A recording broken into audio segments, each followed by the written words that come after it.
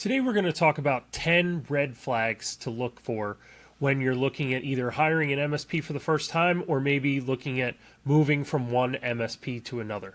The first is experience. So this is tremendously important. Do they have experience with your industry, the software you use, and the size of the business that you are? So you want to make sure that you're right sizing your MSP that works in your industry with your software and is comfortable handling the size of the company that you currently are.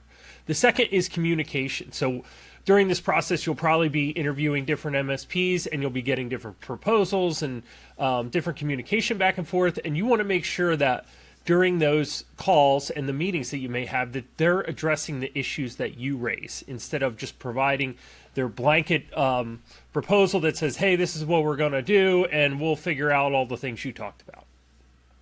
And the next thing is you want to make sure that they really understand your uptime requirements. So depending on your business, how long your computers and your computer systems are up for can be tremendously important, and it may be seasonal. You may have a different time of year that it's absolutely critical that all your machines are up and running, and you want to make sure that they're providing a solution that's going to provide the uptime that you need for your business. The second is you want to look out for companies that don't have a clear SLA or a process. So during your interview process, one of the things you can ask is, what is your ticket process? Do you prefer that people call the office, submit an email, go through a web portal, send in a form? You want to make sure that they have a formalized process for handling tickets and what that process looks like for you. You also want to know, when can I expect someone to get back to me? So when I submit a ticket, what is the average amount of time that somebody's going to respond to that ticket? Either send me an email or call me on the phone. And then what is the average amount of time it's going to take for you to fix the issues? So all good MSPs and IT providers should have those numbers handy to be able to give you those numbers on the spot. And if you're worried about those and they can't provide them, then that's a red flag. The next thing to look for is availability. So obviously your company has hours in which it works. If you have a remote workforce, maybe you have people that are on the other side of the world that operate on a different shift than we do here in the US. So are they able to provide support to those team members that may be working in times that are overnight? So you want to talk about, what their working hours are and if they have 24/7 support or any after-hour support for any type of emergencies. The next thing that you want to look out for that can be a big red flag is high turnover. So we hear this all the time with SaaS providers when you're talking to somebody on the phone about some piece of web software and they'll say, I'm the longest tenured employee, I've been here for 3 years. So you want to look for companies that have low turnover and have people that are very experienced in the industry and that they'll be there to help you, a month, a year, 5 years, 10 years after the fact, and you're not dealing with a new person every couple of months. The next thing that can be a red flag is hidden costs. Sometimes it's hard to spot these from the get-go, but one way that you can easily spot a red flag when it comes to cost is if one of the proposals you receive is tremendously lower or on a different kind of bandwidth pricing-wise than everything else. That's typically an indication that maybe that provider is either not experienced in your industry, not comfortable with the size of your company, or they're planning on tacking on something afterwards once they get in. Once you've signed the proposal. So you want to keep an eye on anything that seems out of whack compared to the other proposals you may see. The next thing that can be a red flag is reputation.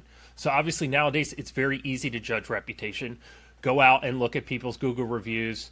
There's all kinds of different sites. You can easily Google a company now and see what their reputation is. And you also want to key on reputation in your industry. So whether you're an accountant, a manufacturer, a pest control company, a plumber, an electrician, whatever it is, you want to look for maybe reviews that have to do with your particular industry that can help you determine that, hey, this company can help me and my business.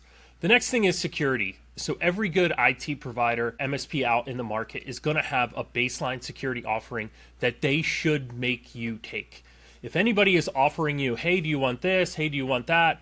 You're hiring them to be your trusted advisor. You're not looking to make security decisions on your own, because good MSPs and IT providers know what security that you need in order to make your business safe.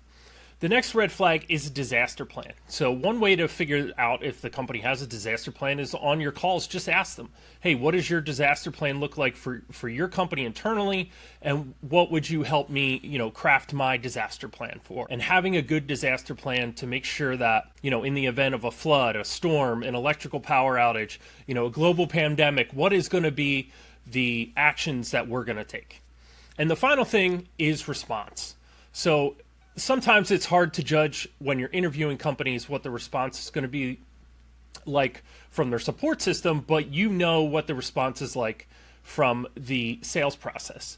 And oftentimes it's a culture aspect when it comes to response. So if you have a meeting with somebody and they say, hey, I'm going to get you the proposal today, and it doesn't come for 3 days, or hey, I'm going to get you the proposal tomorrow, and it doesn't come for a week, that may be a good indication of what the communication culture and what the response culture is of that company. You can help using the sales process as a way to help judge what the culture when it comes to response is. So those are our 10 red flags that we talked about. So you want to talk about experience, communication, what their SLA and process is, availability. Do they have high turnover? Is there any hidden costs? What is that company's reputation? Do they have a very good cybersecurity stance? What is their disaster plan? And how do they respond to you and your issues?